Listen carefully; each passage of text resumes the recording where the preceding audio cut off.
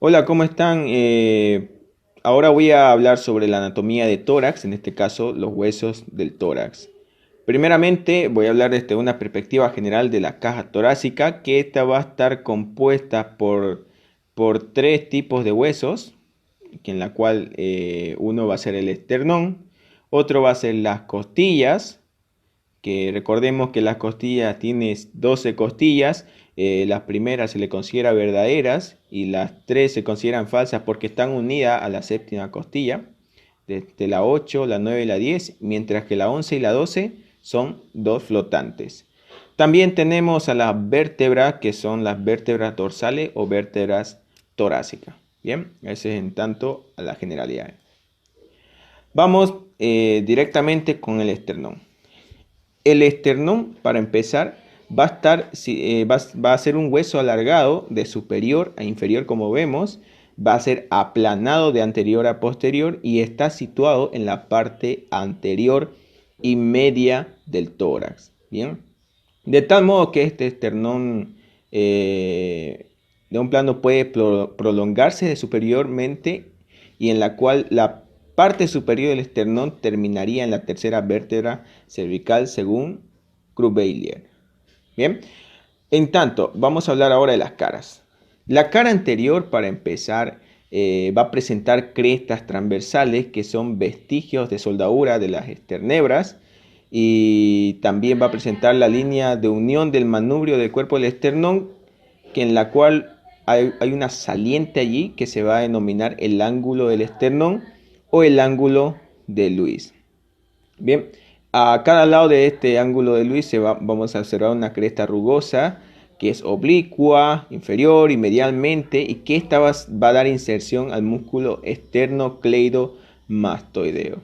Bien, en su cara posterior lo que vamos a ver es que es cóncava y lisa y esta va a estar también cruzada por crestas transversales que va a ser semejante a la cara anterior. En tanto a los bordes, tenemos los bordes laterales, que en estos bordes laterales lo que vamos a ver son estas escotaduras llamadas las escotaduras costales. En realidad son 7 y estas 7 escotaduras costales pues van a articularse con los cartílagos costales propiamente dicho, con las 7 primeras vértebras que van a ser las verdaderas. Entre los cartílagos costales vamos a ver entre las escotaduras costales vamos a ver otras 6 escotaduras, pero que van a ser estas escotaduras intercostales, ¿bien? Que van a estar entre las escotaduras costales. Bien, eso en tanto a los bordes, en tanto a los extremos, tenemos dos extremos, uno superior e inferior, que en la cual el superior va a tener tres escotaduras, que va a ser una media en la parte superior, ¿no? Va a tener una escotadura media y va a tener dos laterales, que en la cual la escotadura media también la vamos a denominar la escotadura yugular. Bien, eh, también hay otro tipo de escotadura, lo vamos a llamar una escotadura llamada la escotadura clavicular, que en la cual va a estar articulada con la clavícula. Mientras en el extremo inferior lo que vamos a ver es más que todo esta apófisis llamada la apófisis sifoides, que pues frecuentemente va a estar perforada por un agujero. Esta apófisis sifoides puede terminar en forma de una vértice o también puede a veces terminar en forma bífida. Bien, ahora vamos a las costillas. Las costillas en realidad van a tener una dirección extensa, que pues primeramente vamos a ver que la costilla de posterior hacia anterior, vamos a estar viendo que va a estar iniciando primeramente lateral, un poco inferior, luego en sentido anterior y luego inferior y luego va a formar una saliente que va a ser el ángulo posterior, y luego este se va a dirigir hacia adelante y luego va a formar el ángulo anterior, que en la cual desde el ángulo anterior hacia la cabeza, en realidad, o hacia la parte posterior, hacia la porción posterior, van a formar una forma de S. Bien, esa es en tanto la dirección, no voy a nombrar mucho.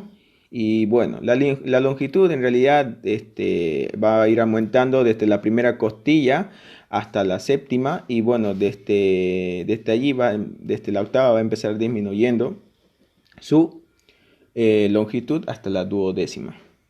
En tanto a su configuración, vamos a ver que esta costilla va a tener un cuerpo y dos extremos, un extremo anterior y un extremo posterior. En tanto el cuerpo va a presentar una cara lateral en la cual va a haber una sobresaliente especialmente en el ángulo de la costilla. También va a tener una cara medial que va a ser excavada, y a lo largo de toda su cara medial vamos a ver que hay un borde, a lo largo de su borde inferior de esta cara vamos a ver que hay un surco que se va a llamar el surco de la costilla. Bien, también en el borde inferior de esta costilla vamos a estar viendo que es delgado y va a formar un labio, ¿no? Va a ser el labio inferolateral del surco costal. También vamos a ver que en este surco de aquí van a estar insertados los músculos intercostales, que más adelante lo vamos a estar viendo. También esta costilla, aparte del cuerpo, va a tener sus extremos. Va a ser uno posterior y uno anterior. Vamos a iniciar con el extremo anterior.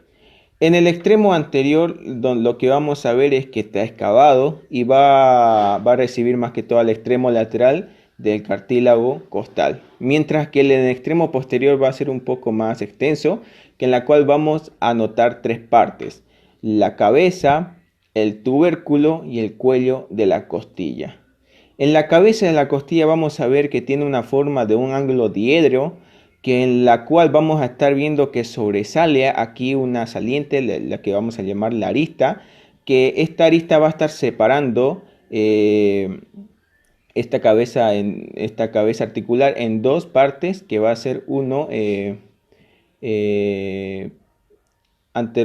uno superior y uno inferior, que en la cual van a estar ocupando las dos caras articulares, mientras la arista va a estar articulándose con los discos intervertebrales.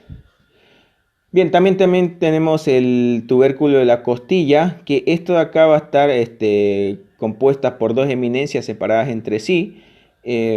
Una eminencia que va a ser la inferomedial, que va a ser articular y que se va a corresponder más que todo con la fosita costal de la apófisis transversa, mientras que la eminencia superolateral va a ser rugosa y esta va a servir de inserciones para ligamento. También vamos a tener al cuello, que esta va a estar comprendido entre la cabeza y el tubérculo. Estamos viendo aquí que es aplanada de anterior a posterior y su cara anterior es lisa. Y su cara posterior va a ser la más importante, que esta de acá va a estar cubierta por rugosidades. Y en estas rugosidades van a estar más que todo las inserciones ligamentosas. Ahora voy a hablar de las características propias de ciertas costillas, en este caso como la primera costilla. A la primera costilla, como vemos, la vamos a ver aplanada de superior a inferior. Y bueno, esta va a tener un cuerpo en la cual el cuerpo de esta primera costilla, como hemos dicho, es aplanada de superior a anterior, va a tener bordes, un borde lateral convexo y un borde medial que va a ser cóncavo. Bien. En tanto a la cara superior, que es el más importante, esta de acá, lo primero que vamos a ver es un tubérculo saliente llamado el tubérculo de Lisfranc, o también llamado el tubérculo del músculo escaleno anterior, donde precisamente allí mismo se va a insertar el músculo escaleno anterior. Y este tubérculo va a estar entre medio de dos surcos, que hacia adelante vamos a ver el surco de la vena subclavia y hacia atrás el surco de la arteria subclavia. Bien, anteriormente al surco de la vena subclavia nos vamos a encontrar con unas rugosidades que van a ser para inserción para el músculo subclavio, y otro va a ser para las inserciones del músculo costoclavicular. Bien. Posterior y lateralmente al surco de la arteria subclavia nos vamos a encontrar rugosidades para inserción del músculo escaleno medio y del músculo serrato anterior. Bien, en el extremo anterior vamos a ver que hay una cabeza y vamos a observar también que hay una sola cara articular y es convexa. Bueno, también vamos a ver que en el cuello es delgado, es aplanado de superior a inferior. El tubérculo es una eminencia que se observa en el borde lateral de la costilla y a lo largo de ese borde lateral de la costilla van a insertarse el músculo serrato posterior y superior y lateralmente al tubérculo está el músculo elevador de la costilla medialmente. En tanto a la segunda costilla, las caras de esta misma van a presentar una orientación oblicua que va a ser intermedia entre las de la primera costilla, que son horizontales, y las de la tercera costilla, que estas van a ser verticales. En su cara lateral se observa una superficie rugosa destinada a las inserciones del músculo escaleno superior y del músculo serrato anterior. El músculo serrato posterior superior se inserta posteriormente al músculo escaleno posterior y el segundo músculo elevador de la costilla se inserta en el borde superior del cuello. Y ojo, este hueso o esta segunda costilla no presenta surco costal. Ahora, las dos últimas costillas, que se las considera la undécima y la duodécima costilla, estas no van a presentar un tubérculo. Su cabeza tiene una sola cara articular. La duodécima costilla no presenta surco costal, no presenta ángulo. Su longitud es muy variable, en la cual puede ser o bien muy corta o bien tan larga que puede alcanzar hasta los 14 centímetros.